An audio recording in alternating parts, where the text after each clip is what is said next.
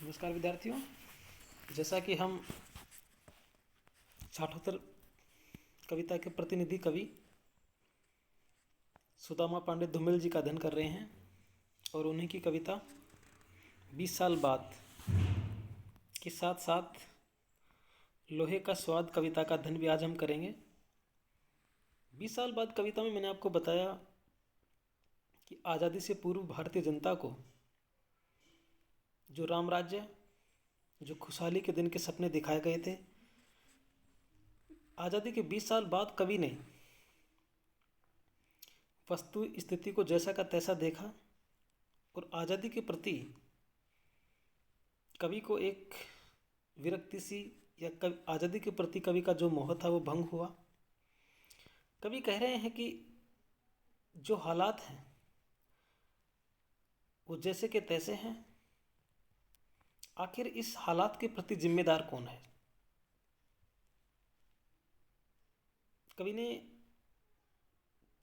बताया, मगर यह वक्त घबराए हुए लोगों की शर्म आंकने का नहीं और न यह पूछने का कि संत और सिपाही में देश का सबसे बड़ा दुर्भाग्य कौन है।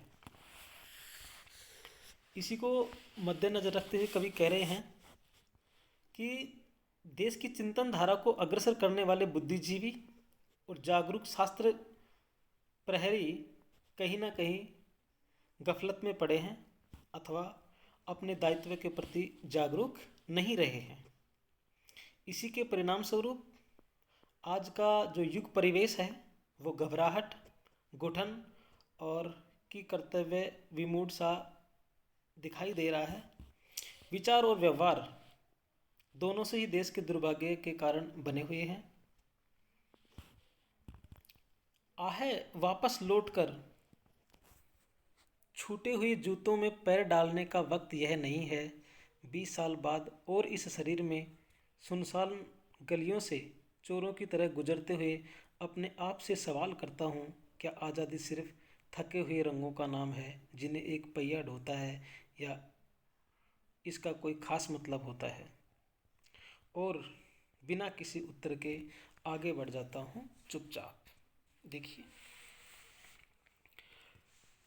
आज़ादी प्राप्ति के 20 साल बाद भी आज़ादी प्राप्ति का मकसद किसी तरह भी पूरा न होता हुआ देखकर बुद्धिजीवी की अकुलाहट देश के भावी जीवन के संबंध में सोचते हुए अनेक प्रकार की चिंता, शंका, भयग्रस्त स्थितियों का अनुभव करती है। इसी स्थिति का चित्रण कवि ने यहाँ किया है। कवि कहते हैं, आहे वापस लौटकर छूटे हुए जूतों में पैर डालने का वक्त यह नहीं है। कवि कहते हैं कि हम आज़ाद हैं, इसका प्रमाण हमारा तिरंगा झंडा है, इसके बीच में चक्र है। लेकिन कवि कहते हैं कि क्या 3 रंगों का कपड़ा मात्र एक झंडे का ही रूपक प्रतीक है, या इसके पीछे कोई भावना, कोई चेतना, कोई दायित्व बोध, कोई आचरणगत निष्ठा भी निहित है, या 3 रंगों का एकमात्र कपड़ा ही है। यदि ऐसा होता तो कवि कहते हैं कि यह झंडा बड़ी बुलंदी और मस्ती से न फहराता, क्योंकि जनजीवन की विपन्नता, मानसिक गुलामी और आतंक हताश भरे माहौल में वह इतना निरपेक्ष होकर केवल फहराता ही नहीं, कुछ कर दिखाता, अर्थात निरुपाय जनजीवन के प्रति इतना उदासीन न बना रहता। आज़ादी के इतने दिन बाद भी देश की जनता इतनी विपन्न, इतनी गरीब एवं मानसिक क्षुद्रताओं में न फंसी रहती। तब फिर प्रश्न उठता है कि क्या हम 20 साल बाद पहले की स्थिति में चले जाएं, अर्थात विदेशी शासन के अधीन बने रहना ही क्या उचित है। इस पर रचनाकार का स्पष्ट उत्तर है कि छूटे हुए जूतों में पैर डालने का अब समय नहीं है। कहने का मतलब कि हम ये सोचें कि हमारी आज़ादी से पूर्व हमें जो सपने दिखाए गए थे वे सपने हमारे पूरे नहीं हो रहे हैं। भारतीय जनता में आज भी विपन्नता के साथ साथ मानसिक क्षुद्रताएं हैं। लोगों में आतंक और हताशा है। लेकिन कवि कहते हैं कि छूटे हुए जूतों में पैर डालने का अब समय नहीं है। कहने का मतलब कि जो हमने छोड़ दिया अर्थात जो व्यतीत हो चुका, जो बीत चुका, हम अब उसमें वापस लौट के नहीं जा सकते। उन जूतों, उन पैरों की गति को अनुशासित करने वाले नियमों, अनुशासनों अथवा शासन करने वाले लोगों को फिर अपनाना किसी बुद्धिमानी की बात नहीं कही जाएगी। कवि कहते हैं कि हमें अपने पैरों की गति नए परिवेश में नई आशंकाओं के साथ डालना होगा। इस 20 साल बाद और इस शरीर में सुनसान गलियों से सुनसान गलियों से चोरों की तरह गुजरते हुए अपने आप से सवाल करता हूँ, क्या आज़ादी सिर्फ 3 थके हुए रंगों का नाम है? कि हमें अपने पैरों की गति नए परिवेश में नई आकांक्षाओं के साथ डालना होगा, साथ ही अपने जीवन के उपयोगी दृष्टि से नए जूते पहनने होंगे, अर्थात लौटकर शासन इतिहास के उसी माहौल में जाना उचित नहीं है। और ऐसे ही ऊहापोह मानसिक उधेड़बन में रचनाकार की तरह सामान्य जन चुपचाप इतिहास से आगे बढ़ रहा है।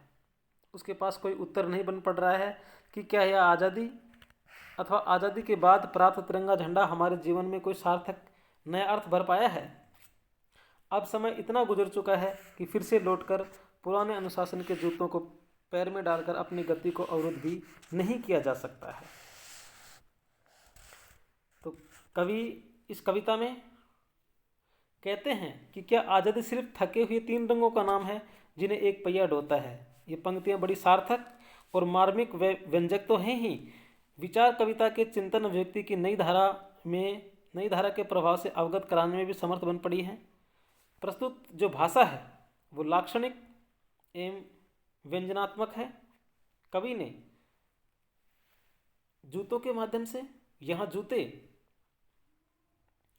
यानी जिन्हें हम छोड़ चुके हैं, जो रोड पर पड़े हुए हैं, अर्थात जो समय बीत चुका है, जिसको हम आगे पार कर चुके हैं, उस समय में हमें वापस लौट कर जाना एक तरह से मूर्खता है। लेकिन हमें एक नई उमंग, एक नए जोश, एक नए परिवेश के साथ हमें आगे बढ़ना होगा, तभी हम हमारे देश की जो आज़ादी है उसको सही अर्थों में हम आज़ादी कह सकते हैं। अगली उनकी जो कविता है, कविता का शीर्षक है लोहे का स्वाद।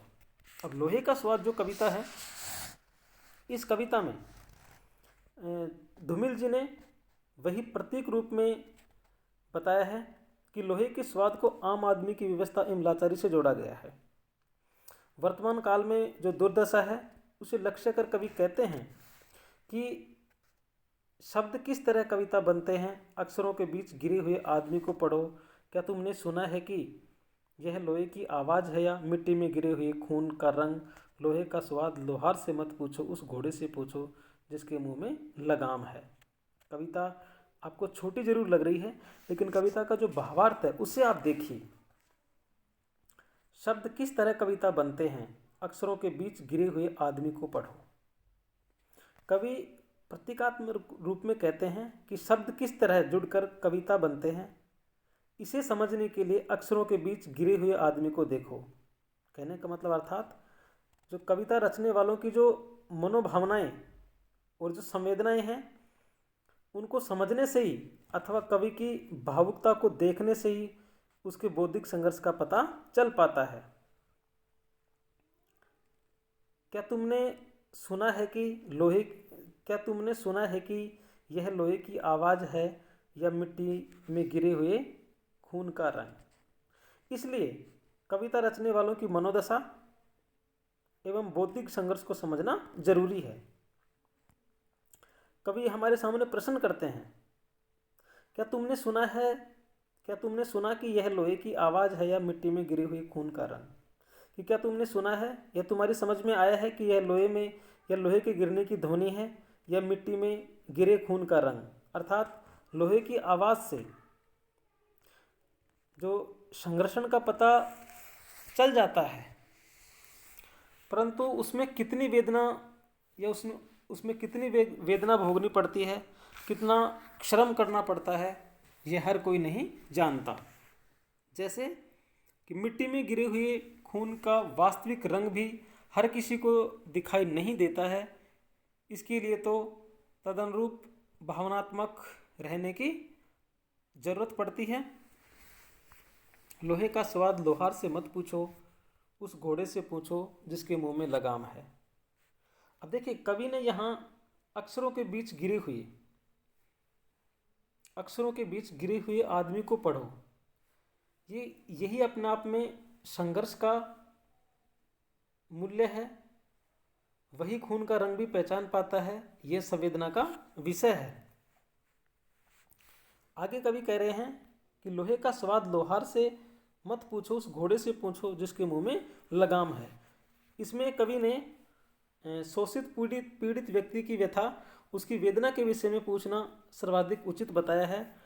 कवि प्रतीकात्मक रूप में कहता है कि लोहे का स्वाद अगर आपको जानना है तो लोहे का स्वाद आप लोहार से मत पूछो, क्योंकि लोहार तो लोहे को तपा गलाकर पीटता है, अपनी इच्छा के अनुसार डालता है। उसके व्यवहार से लोहे पर क्या बीतती है यह तो लोहा ही जानता है, लोहार नहीं। अथवा वह घोड़ा जानता है, कौन सा घोड़ा? जिसकी लगाम उसके मुंह में पड़ी रहती है। घोड़ा लगाम में लोहे की जंजीरों को चबाता रहता है, फिर भी वह उससे दमित रहता है। वही जानता है कि लोहा उसे कितना पीड़ित करता है या कष्ट देता है। अतः लोहे का स्वाद घोड़े को मालूम है और उसी से लोहे के संबंध में पूछना चाहिए। तो यहाँ देखिए, कवि ने लोहे का प्रतीकात्मक प्रयोग कर सामाजिक जीवन में कष्टदायक स्थितियों की ओर इशारा किया है। लोहार यहाँ शोषकों का और घोड़ा है वो शोषित वर्ग का प्रतीक है कि शोषित वर्ग के साथ जो हो रहा है या जो शोषित पीड़ित वर्ग है उसका दुख शोषित पीड़ित व्यक्ति ही जान सकता है। जो शोषण करने वाले हैं वो उनके दुख दर्द को नहीं समझ पाते हैं। ऐसी भावना कवि सुदामा पांडे धूमिल जी ने अपने इस कविता में की है कि वास्तविक गरीबी, दुर्दशा या विपन्नता क्या है जो व्यक्ति सहन करता है या जिस व्यक्ति ने ऐसा जीवन जिया है वही वास्तव में इसके बारे में हमें बता सकता है। धन्यवाद।